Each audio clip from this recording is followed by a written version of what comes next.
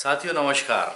जब मैं पहले टीवी पर किसी भी फिल्म स्टार का इंटरव्यू देखता था तो अधिकतर फिल्म स्टार्स उसमें ये बोलते दिखाई देते थे। हो सकता है आपने भी वो इंटरव्यूज देखे हों और हो सकता है नहीं देखे हों। मुंबई में रहने वाले सभी जो सिने स्टार्स होते थे उनके इंटरव्यूज में ये आता था कि भाइयों आप मुंबई में मत आइए, यहाँ पर आकर भीड़ मत बढ़ाइए, फिल्मी दुनिया में आपका कुछ नहीं होने वाला, आपके पास कोई बैक नहीं है, कोई जैक नहीं है, कुछ नहीं हो सकता, आप यहाँ मत आइए। इस तरह के मैंने कई लोगों के इंटरव्यूज में ये बातें सुनी।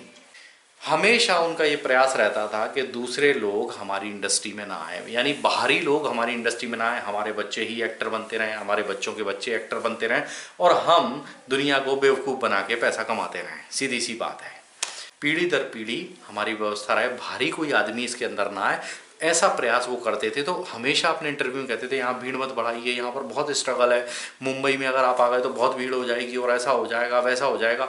लेकिन आज 20 साल बीत गए तब भी मुंबई में मुझे नहीं लगा कि ऐसी कोई भीड़ हो गई है जिसकी वजह से मुंबई में सरकार ने बैरिकेड्स लगा दिए कि आप अंदर नहीं आएंगे। ऐसा तो नहीं है। कहने का मतलब ये है, हर लाइन में आपको डिस्करेज करने वाले बहुत से लोग मिलेंगे। जैसे आप वकीलों के पास जाएंगे, सबसे पहले मैं खुद उन वकीलों के पास गया, जैसे मुझे इनकम टैक्स की वकालत करने का शौक़ था, तो मैं इनकम टैक्स के जितने भी वकील थे उनके पास गया तो उन्होंने मुझे एक ही बात बोली कि नहीं भाई इस लाइन में मत आओ, ऐसा है, इसमें बहुत बेकार है और इसमें कोई मतलब नहीं है, उसमें वो नहीं है। मतलब कुल मिलाकर के उन्होंने मुझे डिस्करेज किया हर तरह से। मतलब ये आदमी इस फील्ड में ना आए। मैं नहीं गया उस फील्ड में, बिल्कुल नहीं गया। फिर उसके बाद में जब मैं वकालत करने कोर्ट पहुंचा तो वहाँ पर वकीलों ने मुझे डिस्करेज किया, अरे यहाँ पर जब दुनिया में कहीं कुछ ना बचे तब तुम यहाँ आना, नहीं तो कोई जॉब वॉब देख लो, नहीं तो फिर ऐसा हो जाएगा वैसा हो जाएगा, नहीं चल पाए तो ये हो जाएगा वो हो जाएगा। यानी आपके दिमाग में बार बार नेगेटिव नेगेटिव नेगेटिव पॉइंट्स डाले जाएंगे, आपको डिस्करेज किया जाएगा।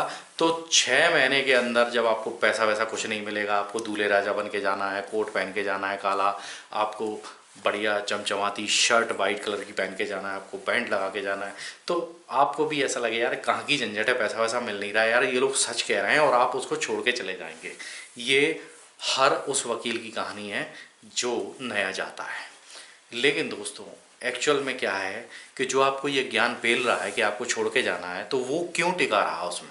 उसको ऐसा क्या देखा, ऐसा क्या देखा, क्यों रोका रहा वो उस फील्ड में?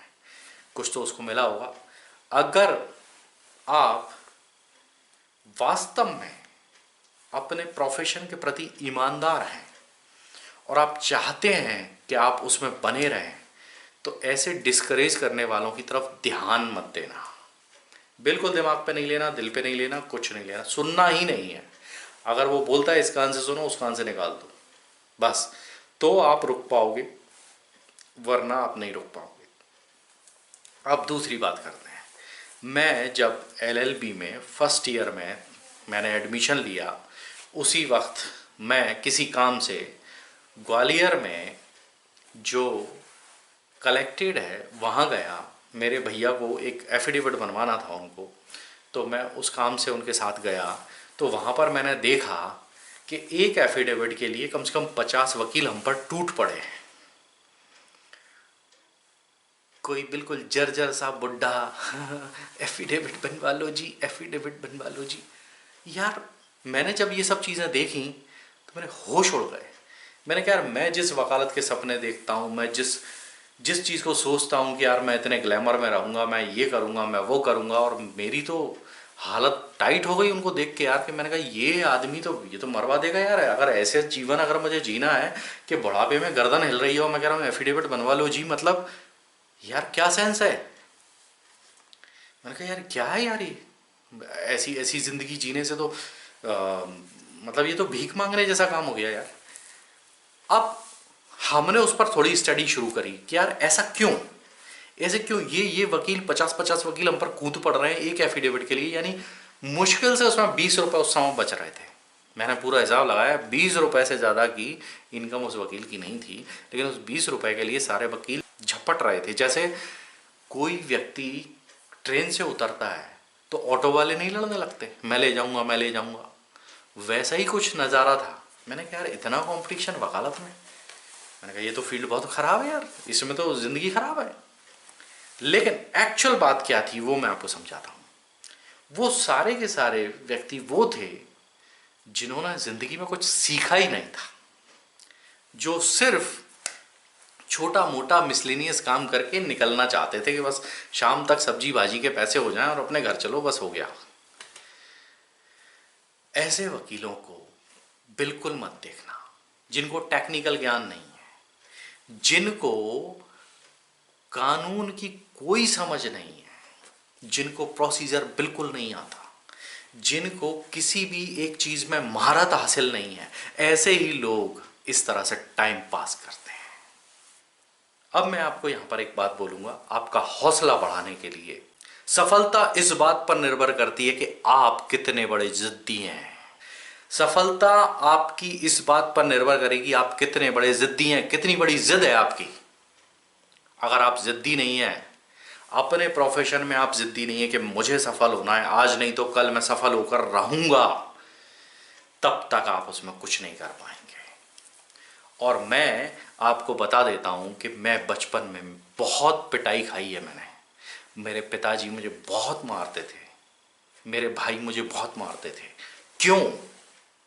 क्योंकि मैं जिद्दी था। जिद किसी भी बात पे आ जाती थी।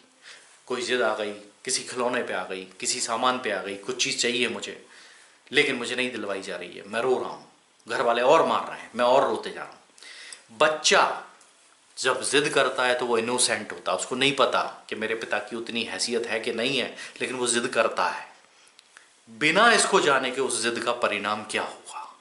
अगर आप वकालत में नहीं, किसी भी दुनिया के प्रोफेशन में ये जिद लेकर आते हैं कि इसका अंजाम कुछ भी हो लेकिन मुझे इसमें सफल होना है, आप 101% सफल होकर रहेंगे। लेकिन अगर आप अपनी जिद में थोड़ी सी अकल लगाएं, नहीं यार कहीं सफल नहीं हुआ तो क्या होगा, अगर आप ऐसा कुछ सोच के आएंगे तो आप 100% आपकी वो जिद सिर्फ एक फेक जिद है और आप उसमें फेल हो जाएंगे। ये बात आप ध्यान रखना। तो दोस्तों, ऐसे लोगों से प्रेरणा मत लेना, ऐसे लोगों से डिस्करेज मत होना, अपनी जिद पर कायम रहना कि मुझे सफल बनना है। क्या, कैसे, कोई भी, मैं ये नहीं कहता हूं आप कॉर्पोरेट लॉयर बनिए, आप जिस फील्ड में भी जाएं, आप किसी भी क्षेत्र में कोई भी काम करते हैं, आपको सफल होना है, बस इसके लिए आप काम कीजिए। ये जिद आज से ठान लीजिए कि आपको सफल होना है। दोस्तों, मेरी एक जिद थी कि मुझे सफल होना है और आज भी मैं उस जिद पर लगातार काम कर रहा हूं। सफल होने के बाद भी सफल बने रहने के लिए भी आपको जिद पकड़नी पड़ेगी। ऐसा नहीं है कि सफल हो गए बस हो गया, फिर तो जिंदगी खत्म। आपको उसको मेंटेन भी तो रखना है, उसके लिए भी जिद की जरूरत पड़ेगी। तो जिद अपनी जरूर रखना कायम। चलिए मिलेंगे किसी अगले वीडियो में, तब तक के लिए बाय बाय।